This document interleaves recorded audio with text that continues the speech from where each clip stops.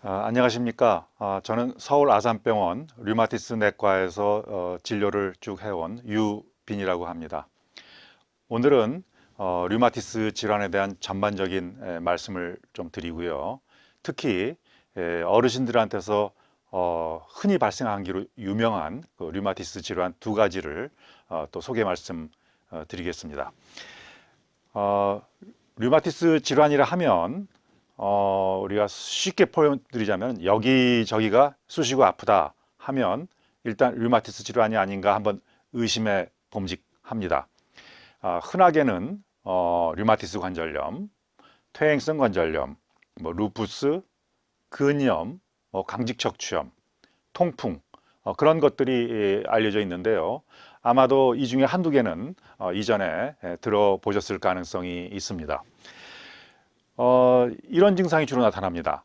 우선 아파요. 아프기 때문에 특히 어느 부분이 아프냐면은 관절, 근육, 그런 데가 아픈데 특히 아침에 심한 경우가 많습니다. 그리고 또 유명한 증상 중에 하나가 뻣뻣함입니다. 보통 우리 아침에 일어나면은 좀 몸이 뻣뻣할 수 있습니다. 근데 대부분은 잠깐 뭐 한 5분 내외로 그냥 뻣뻣함이 풀리거든요.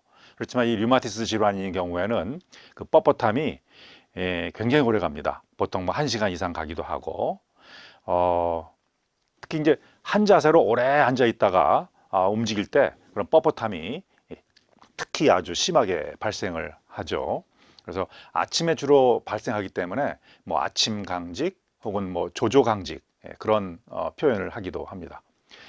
그리고 류마티스 질환의 특징 중에 하나가 붓는다는 것입니다. 염증이 있기 때문에 붓는 것인데요. 주로 이제 관절 주변이 붓고 또 간혹 열감이 느껴지기도 하고요. 만져보면은 아프고 또 움직이기가 좀 뻣뻣하죠.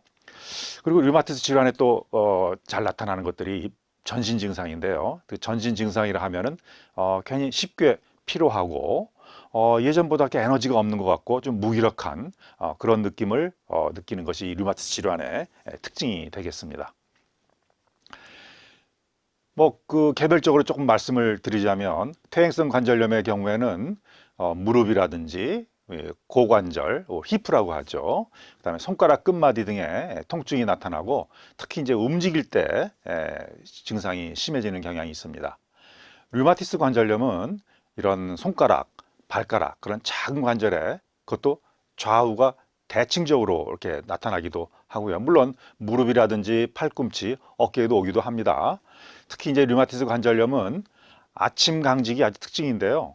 그것도 아주 1시간 이상 지속하는 경우가 흔합니다.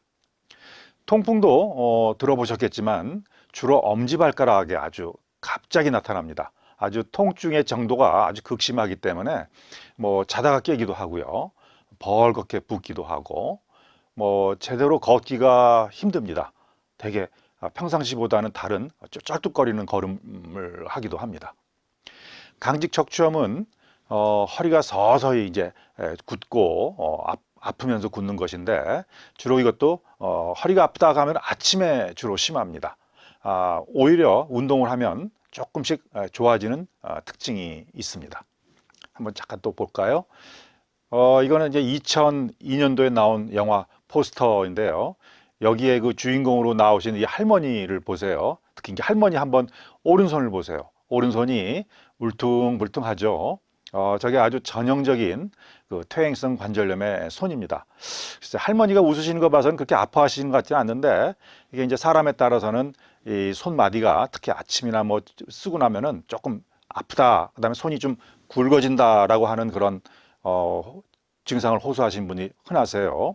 대개 한 여자분들의 경우에는 40대, 50대 폐경기 전후로 해서 이런 것들이 발생을 하고요.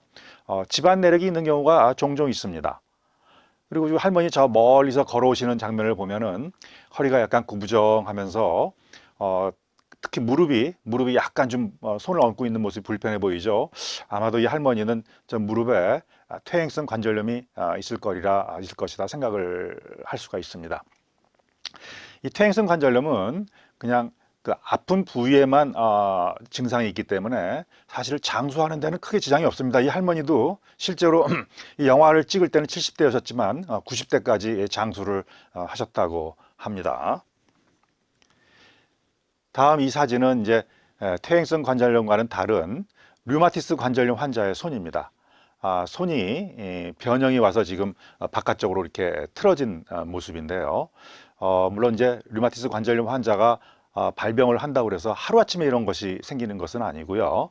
대개 수년간에 걸친 그런 증상이 지속됐을 때 이런 변형이 오기도 합니다. 요즘은요, 치료가 많이 발달돼서 예전에 그런 보이던 변형들은 점점 줄어드는 추세가 되겠습니다. 이거는 이제 급성 통풍 발작의 모습인데요. 보시다시피 이 엄지발가락 부분이 지금 벌겋죠. 부풀어 올라 있고요. 아마 이분은 손도 못 대게 아플 겁니다. 물론 발가락을 움직일 수도 없고요. 이게 아주 전형적인 급성 통풍 발작의 모습이 되겠습니다. 이건 이제 강직 척추염의 거의 한 30년에 걸친 옆모습인데요. 이분이 이제 여기 보면 1947년도에 그 옆모습을 보면은 비교적 고든 척추를 갖고 있었는데, 이게 10년마다 이게 보면 점점 구부러진 모습을 볼 수가 있습니다. 이분은 아마 젊었을 때 아침마다 일어날 때 허리가 아팠고, 근데 아픈 거를 아마 그냥 뭐 참든지 하여튼 뭐 치료를 했겠지만, 이 당시에는 치료가 그렇게 썩 좋지가 않아서 그런지 이렇게 아주 구부러진 그런 강직 변형을 보이고 있습니다. 이 강직 척추염도 요즘 치료가 많이 좋아져서 이러한 변형을 보이기는 이제 요즘 쉽지가 않습니다. 치료가 좀 많이 발달을 한 상황이죠. 자, 여기까지 이제 류마티스 질환이라는 거를 간단히 제가 소개를 해 올렸고요. 이제 노년기에 어르신들한테 잘 발생하는 질환이 있습니다. 두 가지만 말씀드리자면은 다발성 류마티스란 질환하고 그다음에 아통풍이란 질환이, 이 두 가지가 특히 이제 70대 주변, 뭐 80대 그때 발병을 잘합니다. 그래서 우리가 노년기에 류마티스 그런 말을 쓰기도 하는데요. 이 다발성 류마티스는 주로 50세 이상, 특히 이제 70세 이상 어르신들에서 많이 발생하는데요. 이 어깨라든지 목, 엉덩이, 허벅지 등 그런 몸의 주로 큰 관절 주변으로 해서 근육이 뻣뻣해지고 아픕니다. 보통 류마티스 관절염은 손가락이나 발가락 그런 작은 관절인 거에 비해서 여기는 주로 아주 큰 관절에 발생을 하고요. 특히 아침에 심합니다. 그래서 아침에 어르신께서 일어나기를 힘들어 하세요. 이전까지는 아침에도 아주 잘 일어나시던 분이 어느 날 아침 갑자기 아침에 잘 못 일어나시고 아주 힘들어 하십니다. 그래서 보시다시피 이런 어깨, 양쪽 어깨가 굉장히 아주 아파하죠. 그래서 도대체 이게 왜 이렇게 갑자기 이런 증상이 생기지 하고, 심지어는 이게 잘 못 일어나니까 아침에 내가 이거 풍이 왔나, 중풍이 왔나, 그렇게 의심하는 분들도 계세요. 볼까요? 이렇게 여기 그림에 보시다시피 이런 어깨 주변으로 해서, 그다음에 허벅지, 엉덩이, 그런데 주로 이렇게 염증과 통증이 분포를 합니다. 이게 비교적 갑자기 생겨요. 그래서 전날까지 잘 주무시고 자리에 드셨는데 그날 아침부터 이런 증상이 생긴다든지. 그래서 왜 그럴까 하면서 여기저기 이제 병원에 다니시지만 곧바로 진단을 내리지 못하는 경우가 또 종종 있습니다. 그래서 이 류마티스 질환이 의심될 때는 그 관절 류마티스 내과를 찾아가시면은 좀 빨리 그 궁금증을 해소하실 수 있습니다. 이 다발성 류마티스도 아침에 뻣뻣합니다. 그래서 몸이 굳고 움직이기 어려운 증상이 뭐 30분 이상, 뭐 1시간 이상 지속을 하죠. 간혹 가다가 이게 혈관점이 동반되는 경우가 있기 때문에 그런 경우에 발열도 동반되기도 하고요. 또 입맛이 떨어지고 체중이 떨어지고, 그래서 암이 걸렸나 그런 의심도 하기도 하고, 굉장히 피로하고 그런 전신 증상이 동반되기도 합니다. 이거 진단 치료는 그렇게 어렵지는 않습니다. 아주 그 어르신들이 아주 특징적인 진단을 호소하고요. 우리가 피 검사를 해보면은 염증 수치가 굉장히 높게 나타납니다. 그래서 염증 수치를 하면은 이제 여러 가지 종류가 있지만 보통 우리가 감기 걸리거나 조금 뭐 염증이 생기면 좀 올라가는 정도가 있는데 이 다발성 류마티스에서는 아주 유난히 높게 올라가는 경향이 있고요. 그래서 이제 다른 염증 수치가 올라가는 또 여러 질환들하고 또 감별할 필요도 있겠죠. 치료는 주로 스테로이드라는 약물인데요. 들어보셨겠지만 이 스테로이드라는 약물은 사실은 아주 그 양면성을 가지고 있는데요. 굉장히 잘 사용하고 적재적소에 사용하게 되면은 아주 우리를 낫게 해주고 심지어는 생명도 구해주는 아주 좋은 약이지만 혹시라도 이제 오남용을 하게 되면은 또 여러 가지 각종 부작용이 많은 약이기도 합니다. 그렇지만 이 다발성 류마티스의 치료에 있어서는 아주 1등 공신의 약이 됩니다. 그래서 증상이 빠르게 호전되기 때문에 환자분들이 굉장히 좋아하시고요. 그래서 이게 좋아진다고 임의로 중단하면 안 됩니다. 이거는 의사 지시에 따라서 아주 스케줄에 따라서 천천히 대개는 1년 이상 아주 천천히 우리가 줄이면서 복용을 하면은 호전을 보일 수가 있습니다. 또 한 가지 이런 어르신들한테서 잘 발생하는 그런 류마티스 질환 중에 아주 유명한 게 가성 통풍 또는 아통풍이라고 하는 질환이 있습니다. 우리가 통풍은 제가 전에 말씀드렸지만 이 통풍이라는 질환은 사실은 요즘은 젊은 나이에도 많이 생겨요. 뭐 20대, 뭐 30대, 40대에 발생을 하지만 이 아통풍이라는 질환은 대개 한 70대 전후, 뭐 80대 그때 발병을 하기 때문에 이 어르신들의 류마티스라고 제가 명명을 했습니다. 그래서 통풍하고 헷갈릴 수가 있는데요. 비슷한 점도 굉장히 많습니다. 사실 이 아통풍의 정식 명칭은 칼슘 결정 침착병 혹은 연골 석회화증이라는 조금 그런 학술적인 이름이 있는데요. 간단하게 말씀드리자면은 연골에 그 칼슘 결정이 쌓이는 질환입니다. 그래서 이제 그 칼슘의 이름이 인산칼슘 그래서 이제 이런 이름이 붙어 있는데요. 통증과 또 유사한 증상을 보이기 때문에 가성 통풍이라는 별명을 갖고 있죠. 주로 무릎, 뭐 손목, 어깨 그런 커다란 관절에 잘 발생하고 70세 이상 어르신들한테 흔한 질환이 되겠습니다. 통풍처럼 갑자기 발작하기도 하고요. 그래서 이게 통풍하고 헷갈리기도 하죠. 그렇지만 이제 피 검사를 해보면은 통풍에서 보이는 그런 속임과는 다르고요. 그리고 이제 통풍처럼 엄지발가락보다는 주로 무릎, 손목 등에 이게 발생을 합니다. 또 간혹 이 아통풍이라는 이런 질병이 만성관절염처럼 발병하기도 합니다. 그래서 퇴행성 관절염하고도 유사하기도 하고, 그래서 뻣뻣함이 나타나기도 하고, 간혹 류마티스처럼 나타나기도 하고, 이런 것들은 이제 류마티스 전문가가 보면은 이제 구별을 할 수 있을 거고, 또 오래되게 되면은 관절이 변형되기도 합니다. 보시다시피 이렇게 손 모양이 이렇게 좀 약간 두껍기도 하지만은 모양이 변형이 와 있죠. 이 엑스레이를 보시면은 이 엑스레이가 이렇게 퇴행성 관절염의 원래 모습을 약간 보이기도 하지만은 이 연골에 보면은 허연 것들이 잘 끼어 있는 게 있습니다. 이게 바로 칼슘을 나타내는 거죠. 그래서 칼슘이 연골에 침착돼 있구나라는 걸 우리가 엑스레이를 찍어보면 알 수가 있습니다. 이제 확진은 우리가 이제 관절에 물을 뽑아가지고 현미경으로 보게 되면은 이런 결정을 보게 됩니다. 여기에 지금 약간 네모나게 있는 것들이 이게 이제 이 칼슘 결정체고요. 이런 것들을 우리가 현미경으로 보게 되면은 아통풍을 확진을 하게 됩니다. 그 다음에 이제 통풍과 비슷하다고 그랬는데요. 그 옆에 보면 바늘 모양으로 된 거, 바늘 모양으로 된 이 결정은 통풍 결절이 됩니다. 그래서 물을 뽑았더니 어떤 결정이 나오냐에 따라서 진단이 통풍일 수도 있고 아통풍일 수도 있고 그런 것이 되겠습니다. 자, 이 진단은 대개 이제 엑스레이를 보고 그다음에 관절액을 뽑아서 검사를 해보면은 진단이 어렵지 않게 될 수 있고요.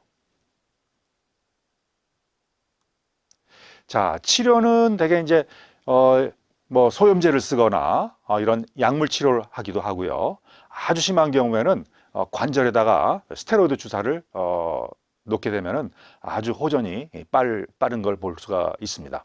또 보조적인 치료로서 그 냉찜질을 하고 이제 휴식을 취하면은 이 아통풍의 치료도 그렇게 어렵지는 않습니다. 이제 문제는 자꾸 발병하는 경우가 있는데요. 이제 발병하는 경우에는 우리가 또 거기에 따른 여러 가지 약물 치료를 하게 됩니다.